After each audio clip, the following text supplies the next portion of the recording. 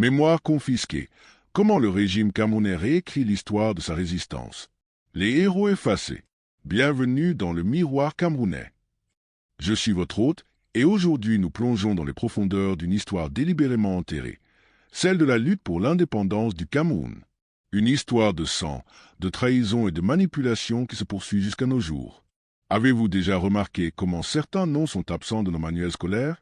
Comment certaines rues portent encore le nom des oppresseurs plutôt que ceux des libérateurs? Ce n'est pas un accident.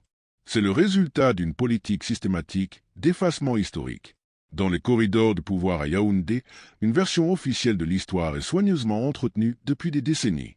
Une version où les véritables héros de l'indépendance camerounaise sont soit diabolisés, soit simplement effacés.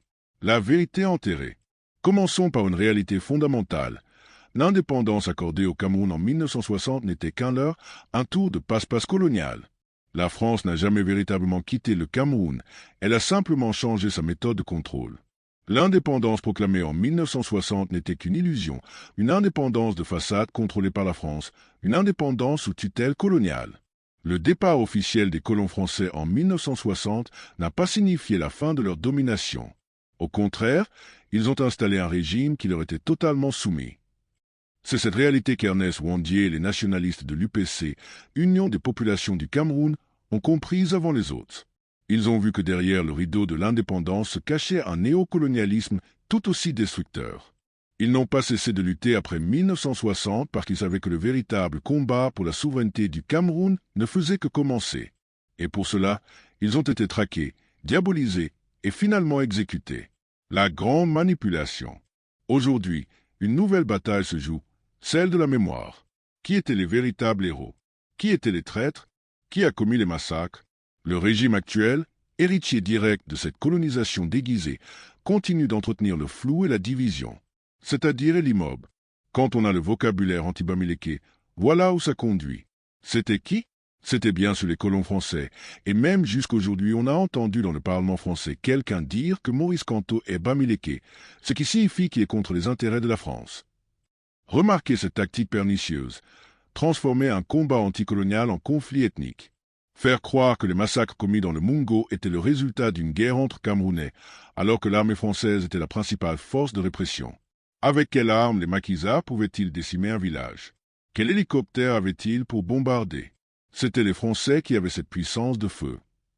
Il est absolument révoltant de constater comment cette réécriture de l'histoire sert encore aujourd'hui à maintenir les divisions ethniques.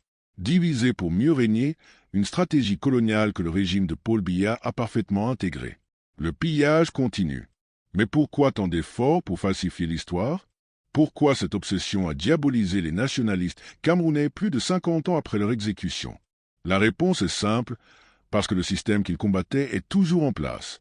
Parce que le pillage qu'ils dénonçaient se poursuit sous nos yeux. Nous sommes encore des pays très pauvres et très endettés.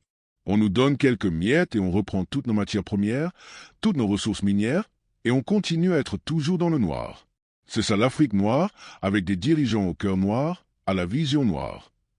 Le franc CFA, les accords militaires secrets, les contrats léonins dans le secteur minier et pétrolier, tous ces mécanismes de domination économique dénoncés par Ernest Ouandié et ses compagnons demeurent intacts. Le Cameroun reste prisonnier d'un système néocolonial, et ceux qui profitent de ce système ont tout intérêt à discréditer ceux qui l'ont combattu. Les symboles confisqués. Il est profondément choquant de constater que, dans le Cameroun d'aujourd'hui, les rues portent encore les noms des généraux français qui ont mené la répression contre les nationalistes. Le général Leclerc a une avenue à son nom à Douala, comme l'explique si justement notre source. C'est comme si en France vous aviez Alice et Hitler. Qu'est-ce que Leclerc a fait pour le Cameroun? Cette comparaison est saisissante et parfaitement juste. Comment expliquer qu'un pays prétendument indépendant honore encore ceux qui ont massacré ses propres fils? La réponse est évidente, parce que ce pays n'est pas véritablement indépendant. En 1991, Paul Biya a promis de réhabiliter les héros nationaux. Plus de 30 ans plus tard, qu'a-t-on vu?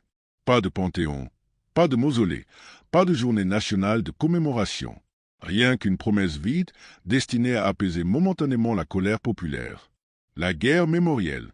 Aujourd'hui, nous assistons à une nouvelle offensive dans cette guerre de la mémoire. Des voix s'élèvent pour contester le statut de héros national à Ernest Ouandié, l'accusant d'avoir commis des exactions dans le Mungo. Il reproche à Ernest Ouandié d'avoir, à la tête de l'armée nationale de libération du Cameroun, perpétré des exactions sur le territoire du Mungo, lesquelles exactions ont donné lieu à des massacres de population, des villages qui ont été incendiés, des femmes qui ont été violées, tuées. Cette version est non seulement fallacieuse, elle est historiquement absurde. Comment une armée de résistants, traquée dans les montagnes, disposant à peine de quelques fusils, aurait-elle pu commettre des massacres de grande ampleur? Comment aurait-elle pu avoir la puissance de feu nécessaire pour raser des villages entiers? La réalité, c'est que ces massacres ont bien eu lieu, mais ils ont été commis par l'armée française et ses supplétifs locaux, dans le cadre d'une stratégie de terreur visant à isoler les maquisards de leur soutien populaire. Je suis un natif du Mungo, de Konsamba en particulier. Depuis ma naissance jusqu'à cet âge que je porte aujourd'hui, ou du moins même mes aînés qui ont été longtemps avant moi, n'ont jamais raconté une histoire de guerre qui aurait opposé les Bamileke contre les Munyo ou les MBOS contre les Banyans. Jamais. Voilà le témoignage d'un homme qui a vécu dans cette région. Un témoignage qui contredit frontalement la propagande néocoloniale, mais qui l'entend, qui lui donne une tribune. Certainement pas les médias contrôlés par le régime. L'histoire confisquée. La confiscation de notre histoire va bien au-delà des événements du Mungo. C'est tout notre patrimoine intellectuel qui est systématiquement dévalué et marginalisé. Pourquoi n'a-t-on pas mis dans les programmes scolaires un livre de Mongo Betty comme « Main basse sur le Cameroun » ? Combien d'intellectuels camerounais ont écrit, mais pourquoi est-ce qu'on ne met pas ces livres dans nos programmes scolaires? On préfère nous faire apprendre « Femmes savantes », le malade imaginaire, avec des choses qu'on ne comprend pas, qui ne servent à rien, et pas notre propre histoire. Cette observation est d'une justesse accablante. Nos enfants connaissent mieux l'histoire de France que celle de leur propre pays. Ils peuvent réciter les dates des rois de France, mais ignorent tous des héros de notre indépendance. Ce n'est pas un accident pédagogique, c'est une stratégie délibérée de déculturation. La résistance continue. Face à cette entreprise systématique d'effacement mémoriel, une nouvelle résistance s'organise. Des historiens indépendants, des intellectuels engagés, des citoyens ordinaires prennent la parole pour témoigner et rétablir la vérité. La France elle-même, sous la pression d'une nouvelle génération plus sensible aux questions coloniales, commence à reconnaître timidement ses crimes. Le rapport Macron sur les archives coloniales n'est qu'un premier pas, mais il ouvre une brèche dans le mur du silence. Mais ce rapport, remis en grande pompe au gouvernement camerounais, qu'en a-t-on fait? A-t-il été rendu public? A-t-il été discuté dans nos universités, dans nos médias? Regardez d'ailleurs le rapport que la France est venue lui remettre. A-t-il même publié ça? Les Camerounais ne sont au courant de rien. On aurait pu déjà organiser des conférences de presse, mettre ça à la disposition des historiens camerounais, en discuter au niveau des chaînes de télé et radio, faire des émissions. Bien sûr que non, car la vérité fait peur à ceux qui bâtissent leur pouvoir sur le mensonge. La vérité menace ceux qui profitent du statu quo néocolonial. L'appel à la conscience. Chers auditeurs, ce que nous vivons aujourd'hui au Cameroun n'est pas simplement une controverse historique.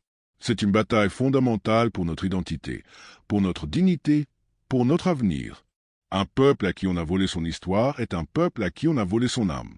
Un peuple qui ne connaît pas ses véritables héros est un peuple condamné à vénérer ses bourreaux. Il est temps de briser les chaînes invisibles qui nous emprisonnent depuis 1960. Il est temps de rendre hommage à ceux qui ont donné leur vie pour un Cameroun véritablement libre et souverain. Il est temps de rejeter les divisions ethniques artificiellement entretenues pour nous affaiblir. Ernest Wandier, Ruben Nyobé, Félix Roland Moumier, ces noms ne doivent plus être murmurés dans l'ombre. Ils doivent résonner dans nos écoles, dans nos universités, dans nos places publiques. Leur combat n'est pas terminé. Leur vision d'un Cameroun libre, uni et prospère reste à accomplir.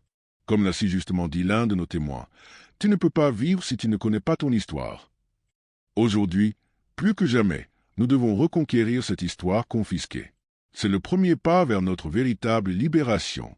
Je vous donne rendez-vous pour le prochain épisode de Mémoire confisquée, où nous explorons les mécanismes économiques du néocolonialisme au Cameroun. N'oubliez pas, la vérité ne meurt jamais, elle attend son heure.